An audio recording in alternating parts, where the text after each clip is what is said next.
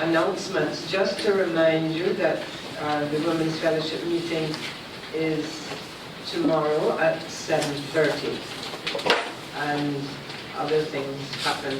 The praying in the Word and the choir and the youth groups all proceed as usual this week. And remember that 2 weeks from today will be the healing service. So this will be a wonderful opportunity for us all to gather for healing and blessing. And birthdays, we've got some birthdays this week. And today we've got Kristen and Rachel. Oh, okay. Kristen is coming, so when we sing happy birthday, we'll have to tell her that we sang happy birthday if she's not here yet. And on Thursday, our own Reverend Tara has a birthday, and Miss Anita on Friday, and Rosie Alexander on Saturday. And we have special anniversaries this week too. On Thursday, we have Errol and our own Miss June. And Miss June we welcome in a special capacity this morning because Miss June is going to be bringing us the message. And also on the choir we have Isaac and Pauline are having an anniversary this week as well. So Miss Kathy, can we just pause for a little happy birthday, and we'll have to tell Kristen that we sang happy birthday for her.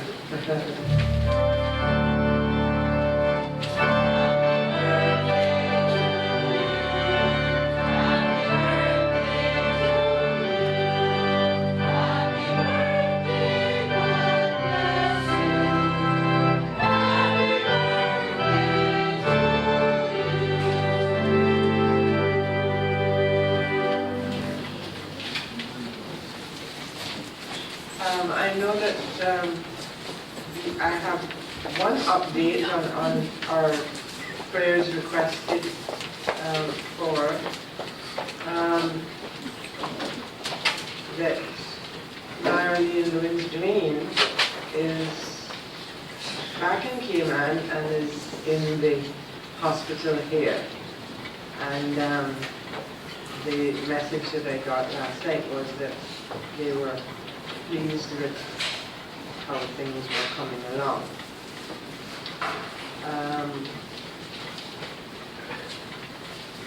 There is one thing that I have to tell all you sports people that were going to be taking part in our Council Sports Day this coming Saturday. And you know, I had my trainers and everything all ready, and I just was told that we still have a few more weeks to train because the Truman Bodden Sports Complex is being put in fit condition for the, can I do it? Can somebody at the back do it for me? For the man that's coming to run on our track. So it won't be available this Saturday, and it's being postponed until Friday night, the 17th of May. So those of you who needed a little extra time to train, you can do so in the next couple of weeks. Now, we always have in the bulletin about bringing things for the food pantry. And I know that a couple of weeks ago, some time ago, Miss Betty talked about the soup kitchen. And when Amber did that beautiful PowerPoint presentation for us, she had shown pictures and mentioned about the soup kitchen. Now, the soup kitchen, unfortunately, sometimes has to be put off because we don't have as many soup preparing people to roster so that it's not the same people doing it all the time. And also, Miss Betty, they're in need of people to help delivering.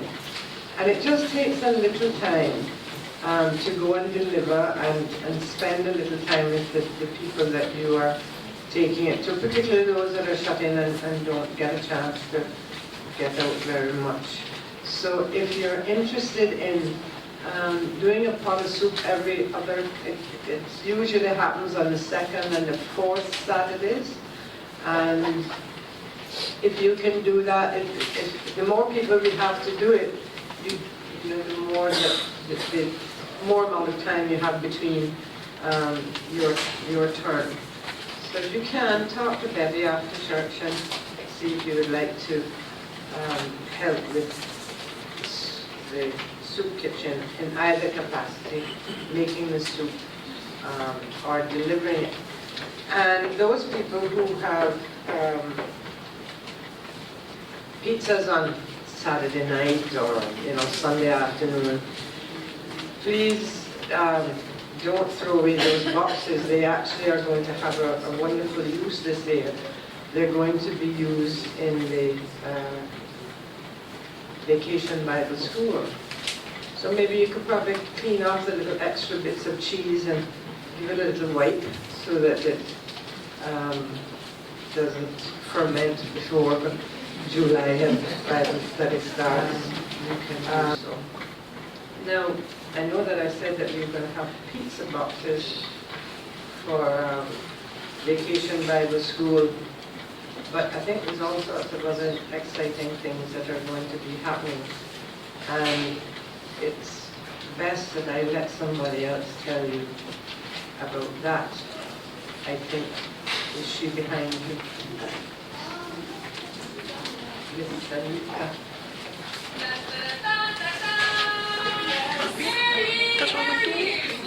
Welcome your Kingdom Talk VBS 2013 co-director, Anika Connolly.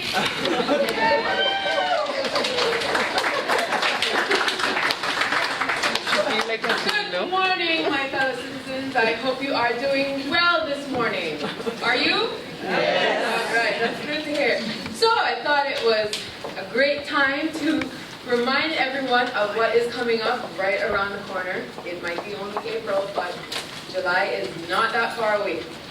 So, so I want to take you ahead in time today to July 22nd, 8:30 a.m. I want you to picture yourself in a colossal castle surrounded by great stone walls, flaming wall sconces, and a view of the king or queen high royal throne of red velvet. Oh yes, as you can see, we are strapping on our gear and letting our imaginations run wild this year. So, we come to you today making an appeal for volunteers this morning. I know you all are excited, so I'm just going to let you know how you can help. We need station leaders, the people who teach and show and demonstrate God's love to the children.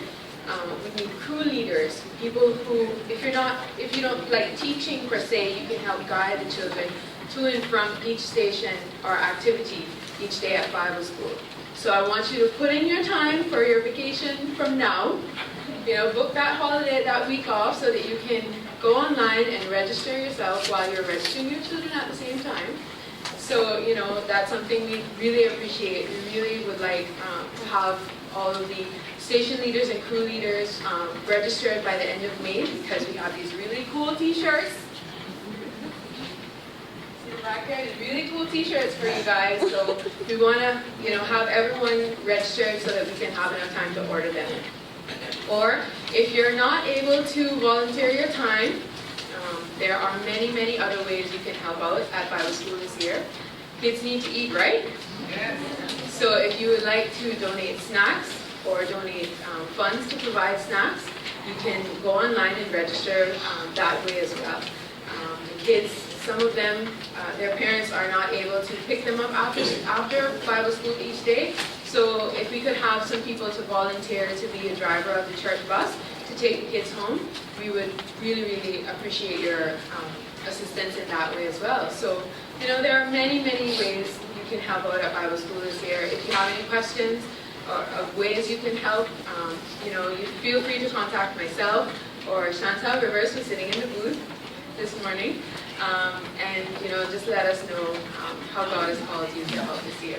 So we just really ask you to take a moment and just sit down with God and let Him open your eyes, open your heart, open your mind to how you can be a part of the wonderful experience that is Bible school, and how you can be a part of a child's relationship as they grow with God. So if you'd like to volunteer or register your child, the information is printed on the bulletin. There's a poster at the back of the hall here on the door with the information. So please volunteer, please register. You get really cool t-shirts and you get to have lots of fun. And yes, Ms. Liz made a mention that we are looking for pizza boxes.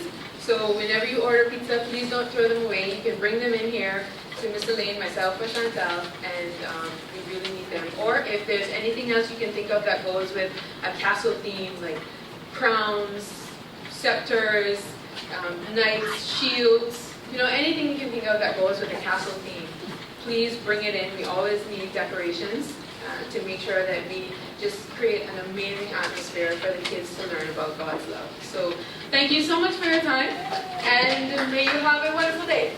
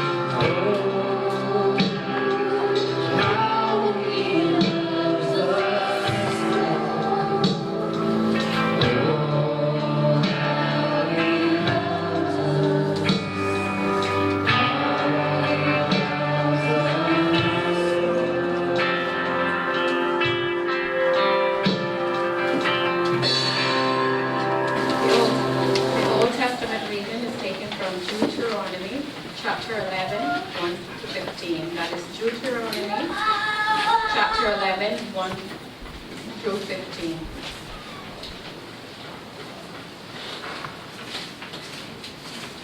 You must love the Lord your God and obey all his requirements, laws, regulations. Listen, I am not walking now to your children.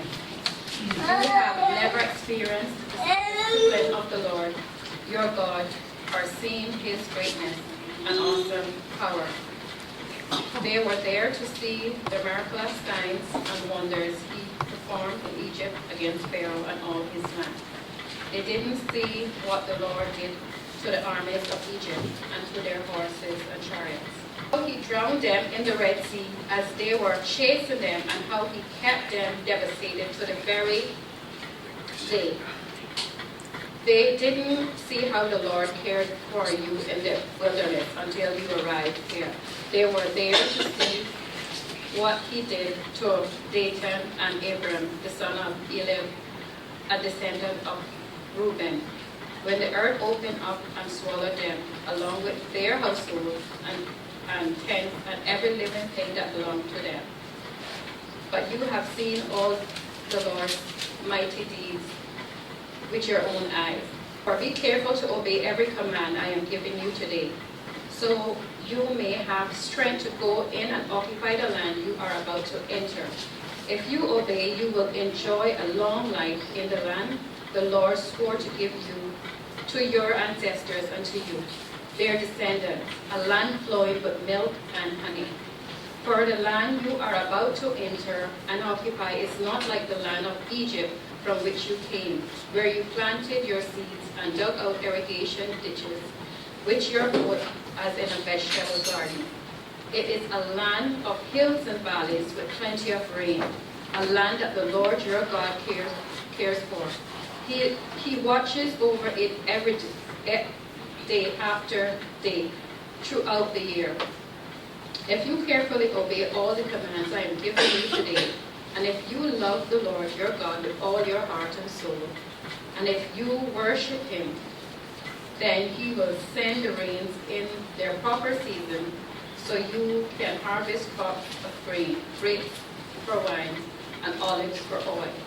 He will give you lush pasture land for your cattle to graze in, and you yourselves will have plenty to eat.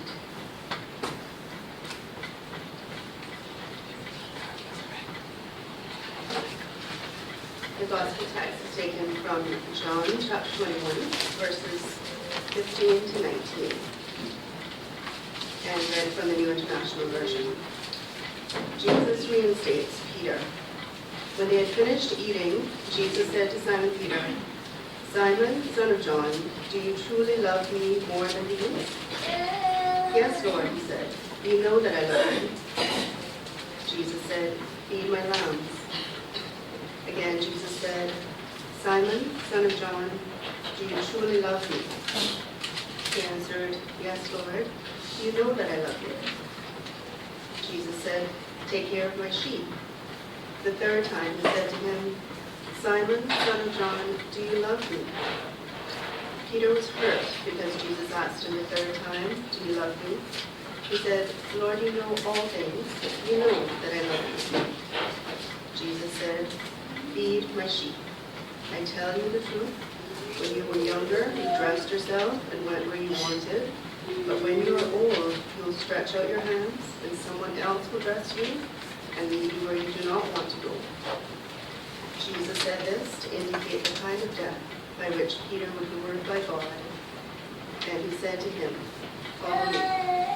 This is the word of the Lord. Thanks be to God. Forever.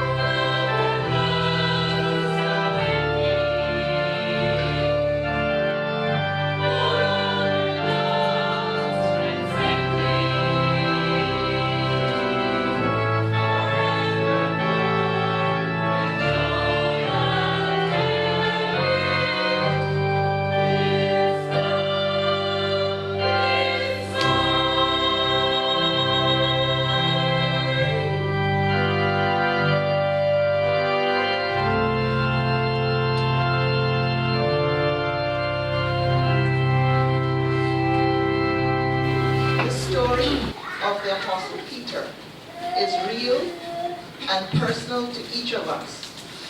His story is a story that involves a calling, a risk, mistakes, denial, grace, and privilege. The portion of Peter's story read earlier is a powerful example of not only love, but also of forgiveness. Peter is me. Peter is you. Peter is us. Please join me in prayer. Amazing love. How can it be that you, my King, would die for me? Amazing love. I know it's true, and it's my joy to honor you in all I do. I honor you. Now, O Lord, take my lips and speak through them. Take our minds and think through them. Take our hearts and set them on fire for love for you. Amen. Love is an action word. Love is not a noun. It's not a name of something. It's a verb. It's an action word. Remember learning about nouns and verbs in primary school? Yes? The noun is a name and verbs are actions. Well, love is an action word. And for me, the word love invokes a person or a group of people doing something. It's a very, very busy word we will learn this morning. Now, I have a confession to make to you. My father died 26 years ago. And I have a lot of vivid memories of him still. 26 years ago is a long time. And things start to fade after a while. But I still have a lot of vivid memories. But for the life of me, I cannot recall him ever telling me, I love you. Can't remember that. Now, before I continue, I want to share a part of one of his favorite scripture passages with you. And it is one that we are all familiar with, but one that I love dearly and one that we never get tired of hearing. The passage is 1 Corinthians 13, the love passage. And I'm going to read verses 1 to the first part of verse 8 and in verse 13. And this is what it says. If I speak in the tongues of men and of angels, but have not love, I am only a resounding gong or a clanging cymbal. If I have the gift of prophecy and can fathom all mysteries and all knowledge, and if I have a faith that can move mountains but have not love, I am nothing. If I give all I possess to the poor and surrender my body to the flames, but have not love, I gain nothing. Love is patient, is my favorite part. Love is patient. Love is kind. Love does not envy. It does not boast. It is not proud. It is not rude. It is not self-seeking. It is not easily angered. It keeps no record of wrongs. Love does not delight in evil, but rejoices in the truth. Love always protects, always trusts, always hopes, always perseveres. Love never fails. Isn't that very busy? When you think of all those action words there, lots and lots of things going on. So much for us to follow, to show our love. And then verse 13 says, and now these three remain, faith, hope, and love. But the greatest of these is love. Love is an action word. What is it again? Love is an action word. Now, if you don't remember anything else I say this morning, I want you to remember that. That over anything else. If you want to, tune out now and start thinking of other things, I won't mind as long as you remember at the end of the service today that love is an action word. Now let me go back to my father, because I don't want to leave you hanging thinking that my father didn't love me. That's not true. Now, my daddy was a Christian. He loved to sing. Many of the hymns that I learned from him. And I look at Miss Elizabeth because she has shared with me many times songs that my father taught her because he used to teach her many years ago. Now, I also learned Psalm 23, Psalm 100, two of my favorites, along with some other psalms and other scriptures because of his gentle guiding influence. I have memories of going to church with him, and I remember one particular Sunday listening to him deliver a sermon that was so powerful and so meaningful to me that I was reduced to tears. And I could not have been more than about 9 years old at the time. Can you imagine a sermon that can reduce a 9-year-old to tears? Many of you know that my father was a teacher, as I just said, a principal, and he ensured that each day was begun with devotions. I remember at one particular school, he would have us, all the students, line up at our classes and walk to the assembly area singing the round, God has created a new day, silver and green and gold. Live that the sunset may find you, worthy his gifts to hold. And that was a routine. Every morning we did it. Can you imagine the whole school walking to one central point, singing every morning? What a peaceful and wonderful start for the day that was for me and for all the other students. And I have fond memories of playing cricket, making and flying kites with him. As a young girl, my father taught me things that most girls would not normally learn in those days, thus invoking and nurturing a sense of independence in me. He was very good at making things, and I guess you could say he had the skills of a carpenter. All of my baby furniture was made by my dad, and I to this day have pictures of them, of me sitting in chairs and little pushy things that he made for me. Even a bed, he even made a bed for me. And when I grew older, he taught me how to use his carpenter's tools, and I really enjoyed it, and I can remember using the hammer and the saw, the chisel, and the plane. I don't know how many of you know what a plane is. Maybe you can look it up. And the good old sandpaper. Daddy was also into planting, so he had a little touch of being a farmer. And I remember working alongside him in the garden and learning to use gardening tools, something that I enjoy doing to this day. I have vivid memories of many nights snuggling up to him and falling asleep on his arm. And I remember the many weekend trips and picnics. Daddy did not go out with us unless, go anywhere without us unless it was work related. So he never had the trips out with the boys or anything, never had boys' night out or anything like that. When I was in high school, one evening, he appeared out of nowhere when he came to pick me up and confronted a boy who he had just witnessed bullying me. In a very firm but non-threatening manner, he put a stop to the bane of my days. Love always protects. My daddy was very patient and forgiving. And I remember one particular occasion when I was a teenager. I found my younger brother driving the family car around the school field. We used to live in the cottage next to the school, so we had access to the school field. I asked him, I was very excited, and I asked him to let me have a turn, but he had to tell me what to do. So I didn't know how to drive. But my brother was one of those people who he just naturally knew how to do. You know, some people just naturally know how to do things, they just watch and learn. But my brother was like that. I got really excited after a successful go around the field and called my father to come and watch me drive.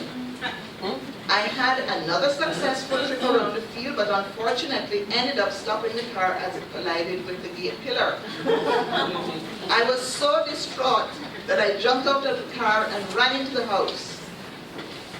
My father never came after me.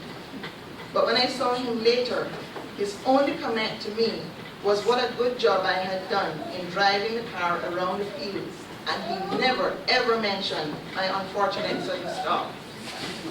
Love is indeed forgiving, patient, and kind. Now, my daddy was one of, if not the most influential persons in my life. And my memories of him are good memories. And they have had a positive impact on my life. Even though I miss his physical presence, I still feel him with me because of all of the very good memories I have of him. And even as an adult, I frequently remember to try to live up to his high expectations of me. Not having daddy say to me, I love you, has never been an issue to me. It's neither here nor there. It's easy to say I love you. It's more difficult to show that love is an action word in the way that my father did. So it really didn't matter that that I can't recall him telling me I love you, because he showed me that he loved me. It was much more important to me than him saying that to me. Maybe he did, but I just can't remember. Love is an action word. Jesus provided us with many wonderful examples of showing love to others. Of all the ways that we can follow him, imitating his love is the most important. Jesus showed that love is an action word. I want to this morning mention some of the ways that Jesus demonstrated his love, but I'm going to concentrate on his relationship with his disciples. Now, in the hours leading up to his crucifixion, Jesus gathers the disciples in an upper room in a house in Jerusalem. He knows that this is his last evening with them. The time is near for him to return to his Father. In a matter of hours, Jesus will be arrested and his faith tested as never before. Yet not even his impending death can distract him from the needs of his disciples. And you know, the more I researched this and the more I looked at it, the more I understood Jesus and exactly what it was he did. There were little things that you read and they never impact you until you have to do an in-depth study. And one of the things that struck me, and it will probably be mentioned later, is the amount of care he took for people physically. The amount of times he fed people without people even saying to me, I'm hungry. He just understood that, you know, these people have been with me for a while and they must be hungry, and he found food to feed them. Now, Jesus has prepared the disciples for his departure, but he still has more to say to strengthen them for what lies ahead. So he spends these last precious moments teaching them vital lessons that will help them to remain faithful. Why, though, is Jesus more concerned about his disciples than about himself? Why are these final hours with them so dear to him? The answer is love. His love for them is very profound. In 1 Corinthians 4 that I just read, it says, love is long-suffering. It's 1 Corinthians 13, verse 4. It says that love is long-suffering, and long-suffering involves patiently putting up with others. Love and patience go together. Did Jesus need patience in dealing with the disciples? Oh, yes, he did. The disciples were very slow to develop humility. On several occasions, they argued about who was the greatest among them. How did Jesus react? Did he get angry and respond with frustration or anger, something that I probably would have done? Enough already, stop the arguing. No, but his initiation arose on that last evening, on his last evening with them. Later, on that final night, when Jesus went to the Garden of Gethsemane with his disciples, his patience was tested yet again. Leaving 8 of the disciples, Jesus took Peter, James, and John deeper into the garden. Remember that? My soul is deeply grieved, even to death, Jesus told them. Stay here and keep watch. He went a short distance away and began praying. After praying at length, he returned to the 3 disciples and found them asleep. Did he get angry at that time? No. He patiently encouraged them. His kind words showed an understanding of the stress that they had been under and their weaknesses. His spirit, of course, is eager, he said, but the flesh is weak. Jesus remained patient that evening, even when he came and found them asleep a second time and the third time. Love, Jesus' love for his disciples is evidenced in his unselfish deeds.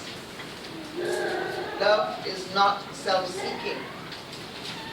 Love moved Jesus to care for the physical, like I mentioned earlier, and material needs of his disciples. He often acted on their behalf even before they expressed the need. When he saw that they were tired, he suggested that they accompany him privately into a lonely place and rest up a bit. When he sensed that they were hungry, he fed them, along with the thousands of others who were there to hear him preach. Jesus recognized the spiritual needs of his disciples and provided for them. In his teaching, he often gave them special attention. The Sermon on the Mount was delivered especially for the benefit of the disciples. When he taught with illustrations to help them to understand exactly what it was he was talking about. Privately to his disciples, he would explain all things. In Mark 4, verse 34, he did not say anything to them without using a parable. But when he was alone with his own disciples, he explained the parables to them. Willingness to forgive is another part of love, shows action of love, and very, very, very, very important part of loving. Forgiveness is a component of love. Love keeps no record of wrongs. On a number of occasions, Jesus taught his followers the importance of forgiveness. He urged them to forgive others, not up to 7 times, but up to 70 times 7. And by the time we get to, if we start counting, we soon lose count. So saying up to 70 times 7 probably means for us forever. So you always forgive. Let us see how Jesus demonstrated his willingness to forgive even when a trusted friend let him down. Now, Jesus had a close relationship with his disciple Peter, a warm-hearted man who at times was impulsive, very impulsive. And we probably know people like that. People who, if you're in a meeting, they're the one who's always talking, who always have lots of ideas, who just are bubbly and has something to say all the time. Jesus recognized many good qualities in Peter and extended special privileges to him. Peter, along with James and John, personally witnessed certain miracles that the rest of the disciples did not get to see.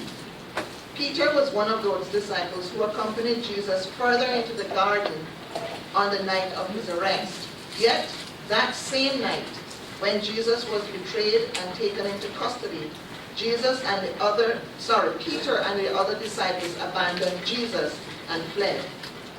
Later, Peter proved brave enough to stand outside while Jesus was tried. But then he became fearful and made a serious blunder. And that was when he denied knowing Jesus 3 times. Never seen him, don't know who he is. Me hanging around with him, no sir, not me. Now the conversation that Jesus had with Peter, that is recorded in John 21, 15 to 19, and was read earlier, is easily a conversation for each one of us too. First of all, we sense his forgiveness, even though he does not mention to Peter how he had wronged him. Just never said anything about it. Just like my father, when I crashed the car, never said anything about it. Jesus just did not say anything to Peter about it. He knew that Peter was crushed by the weight of his own sin. After all, the remorseful disciple had broken down and cried. Jesus could have said to Peter, "See, I told you you would deny me and have a big row with him." But it didn't happen. Rather than doing this, Jesus provides for Peter's physical needs by offering him breakfast. As they ate in silence, Peter must have been very apprehensive, wondering why Jesus was being so nice to him, and wondering what was going to happen next. Can you imagine how relieved he was when they had finished breakfast and Jesus said to him, "Simon, son of John, do you love me more than these?" He said to him, "Yes, Lord, you know I love you." Yes, he was very eager. He was relieved that this is the kind of conversation we're having and not, why did you betray me? Jesus charged him, "Feed my lambs." Jesus gives Peter and us a threefold commission. His first instruction is, "Feed my lambs." The lambs here are young children and those new in the Christian experience. And the feeding here is he's referring to is to provide them with spiritual instruction. A second time, Jesus said to him, "Simon, son of John, do you love me?" Jesus said to him, "Feed my sheep." This is the third opportunity that was given to Peter to affirm his love to Jesus. Remember, Peter had denied Jesus 3 times at the palace of the high priest. Now he is given a chance to affirm his love 3 times, canceling out what he had done before. 3 times Peter said he did not know the Lord. Now 3 times he said he loved the Lord. Cancel out. Yeah? Yeah? No matter how great a person is, he may fall. But God's grace and forgiveness will restore the repentant.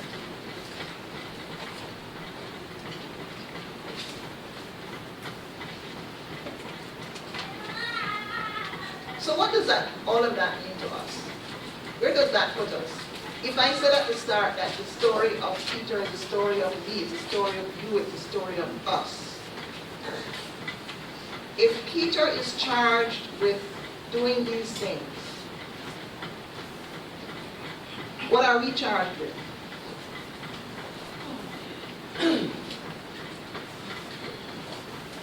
A new commandment I give to you, that you love one another just as I have loved you. You also are to love one another. By this, all people will know that you are my disciples, if you have love for one another. This is a charge that Jesus gave to his disciples. That's a charge that he gives to us. As Christians, these instructions are for us to follow as we interact with the people that we meet daily. So how can we imitate Jesus in our dealings with others? Jesus provided us with many marvelous examples in showing his love to others. Of all the ways that we can follow him, imitating his love is the most important. Let us remember that love is an action word. Love is positive, not negative. And that when others disappoint us, which is bound to happen from time to time, love will help us to be patient in our responses and will help us to treat others in ways that build up rather than tear down. So we turn negative situations into positive. Parents can do well to imitate Jesus in showing patience. And we know that children are just learning and they make lots of mistakes and do things quite often that they're not supposed to do. And we will say to try your patience. need to be very patient with our little ones. Love and patience will help parents not to give up in their efforts to train their children, which happens, we find happens in a lot of cases. I'm a teacher, I know.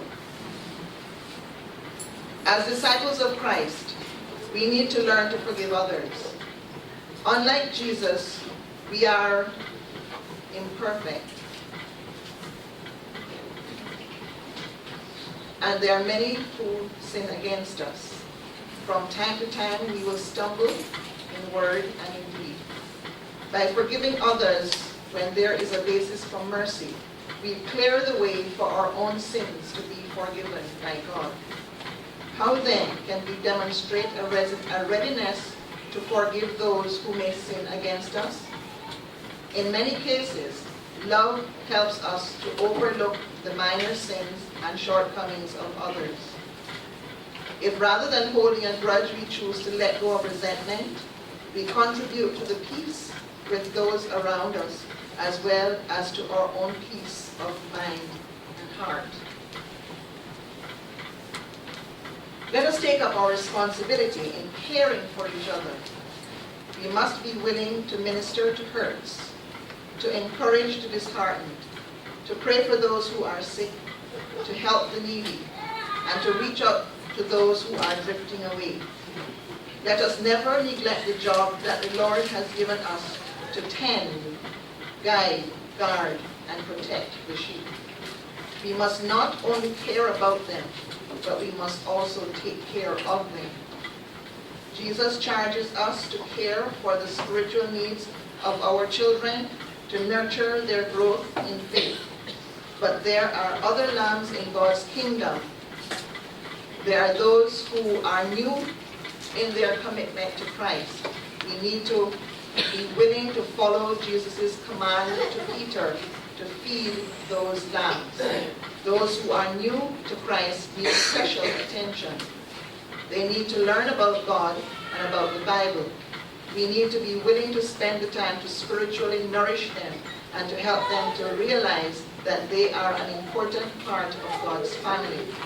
So the first instruction that Jesus gives us is to feed the little lambs, the children and the spiritual children. Jesus also said we must feed the sheep. We must be fed from God's word, and in that we take care of ourselves. We must learn about God and his nature, his attributes, his personality. We must be taught how to rely on the Holy Spirit. We must go from the milk of the new believer to the meat of God's word. Maturity comes from being fed. As we learn from God's word, we will grow in his grace. But how will the sheep grow if they are not being fed? That is our responsibility. We must be willing to not only tend the flock, but also feed it with spiritual food. Love is an action word. As Christians, we must show our love. As Christians, we must show our love. So I leave you with these profound words. Do you love me? Feed my lambs. Do you love me? Tend my sheep. Do you love me? Feed my sheep. Love is an action word.